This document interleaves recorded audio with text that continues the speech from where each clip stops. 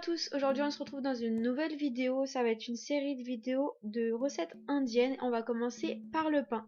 Donc pour cela on va avoir besoin de sel, de levure boulangère sèche, de la farine et de l'eau tiède. Dans un premier temps, on vient faire activer notre levure boulangère, donc je viens y mettre une cuillère à café dans un petit récipient, j'y ajoute de l'eau tiède. Comme toujours, il ne faut pas ajouter de l'eau trop chaude, sinon ça fait perdre tous les effets de la levure. En même temps, je viens mettre ma farine, donc moi j'utilise 2 verres de farine, ça va faire environ 10 à 12 pains indiens. Vous allez voir, les pains indiens sont creux à l'intérieur, c'est parfait pour manger des choses en sauce, pour faire des sandwichs, comme à peu près le pain de kebab. J'ajoute maintenant une cuillère à café de sel et je viens mélanger le tout. Une fois que ma levure est active, je vais venir mettre un tout petit peu d'eau d'abord dans ma farine. Je vais commencer juste à pétrir ma pâte pour pas que le sel attaque directement quand je vais verser ma levure boulangère. Parce que sinon le sel est un acteur qui fait des effets indésirables, on va dire, pour la levure boulangère. Donc je mets maintenant de l'eau avec ma levure boulangère et je continue à pétrir.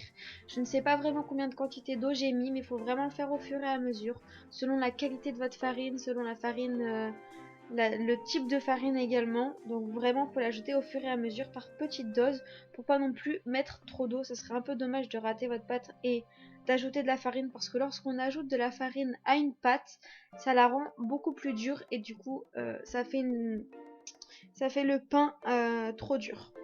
Donc je continue bien à pétrir. Voilà, après avoir bien pétri ma pâte, je vais venir la travailler. C'est très important de la travailler pour que ce soit souple et pour qu'après en cuisson notre pain se lève.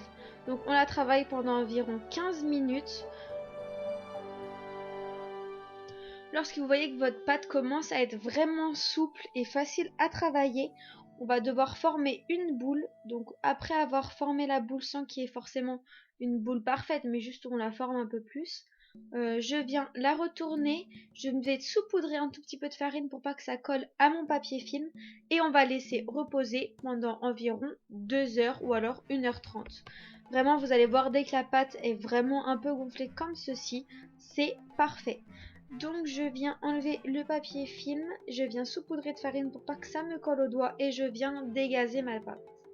Je saupoudre mon plan de travail de farine et là on va former des toutes petites boules, environ un peu plus grosses qu'une balle de ping-pong.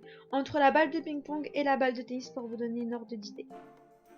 Voilà, pour là j'ai fait que la moitié de ma pâte et après vous pouvez soit la conserver au réfrigérateur pour vous en servir le lendemain, ou alors même au congélateur, ça marche vraiment bien et les résultats sont vraiment identiques que lorsqu'on aurait fait la pâte le jour même.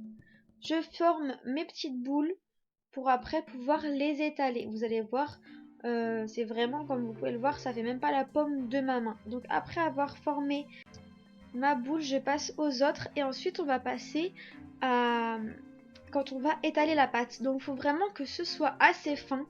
Moi j'ai essayé de former des pains ronds, mais bon, même si vous n'y arrivez pas forcément, c'est pas grave si le pain est un peu difforme parce que ça lèvera tout autant. Donc on essaye de former notre pâte sur une épaisseur d'environ 2 mm à 3 mm. Il faut vraiment pas que ce soit épais.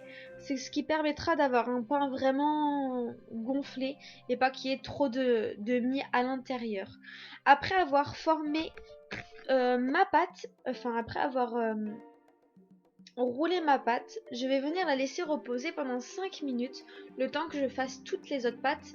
Et en même temps, je vais aller faire chauffer ma poêle sur mon feu parce qu'il faut vraiment que la poêle soit chaude. Il faut faire cuire le pain, pas à feu doux, à feu moyen. Donc moi j'ai pris le plus petit feu et je l'ai mis au maximum, donc ça fait vraiment un feu moyen. Et vous allez voir que ça gonfle vraiment bien. Voilà, je vous ai montré un petit peu l'épaisseur pour vous donner une idée. Ça fait environ 2 à 3 mm. Et ensuite je passe au reste de mes petites boules. Ce qui est bien pour cette recette, c'est vraiment une recette hyper simple, rapide et surtout, mais vraiment les filles, je vous assure que c'est une recette délicieuse. Mon mari me la redemande presque tous les jours. Donc j'ai fait chauffer ma poêle, je viens mettre ma pâte sur le dessus. Après 5 à 10 secondes, je retourne ma pâte. Il ne faut pas hésiter à la retourner le plus souvent possible. Donc là, j'ai laissé encore 5 secondes. Je la retourne et comme vous pouvez le voir, il y a déjà des toutes petites bulles qui se forment. Là, je vous le montre, c'est mes petites bulles qui se forment. Donc à ce moment-là, je viens de nouveau retourner ma pâte et on peut voir que de l'autre côté également, il y a des bulles. Là, je vais vous le montrer un peu de face, comme on voit bien l'épaisseur de la boule. Et vous allez voir qu'au fur et à mesure, ça va continuer à gonfler.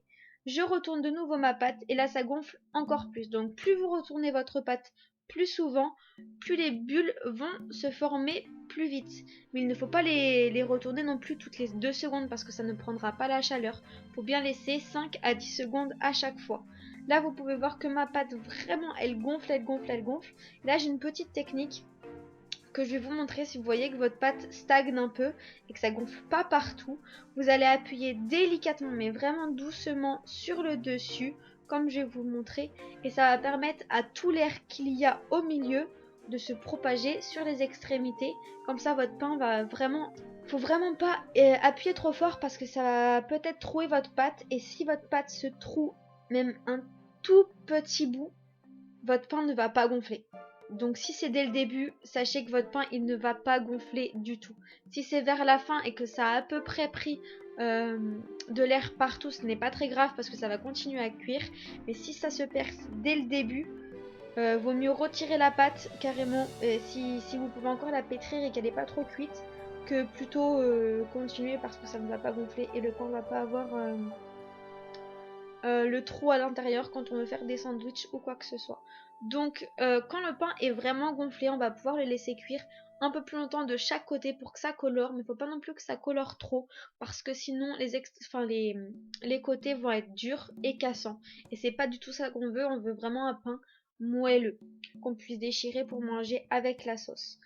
Une fois qu'on l'a posé sur l'assiette, on va pouvoir voir que le pain se dégonfle. C'est normal, ne vous inquiétez pas. C'est juste l'air qui part, mais quand vous allez l'ouvrir, comme vous allez voir sur la prochaine photo, vraiment, lorsque vous allez l'ouvrir, ça fait vraiment un pain creux à l'intérieur où on peut mettre n'importe quoi dedans, comme un pain à kebab. J'espère vraiment que la recette vous aura plu et ne vous inquiétez pas, prochainement il y aura plein de recettes indiennes. Je vous souhaite une bonne journée et on se retrouve très prochainement pour une nouvelle recette. Bye!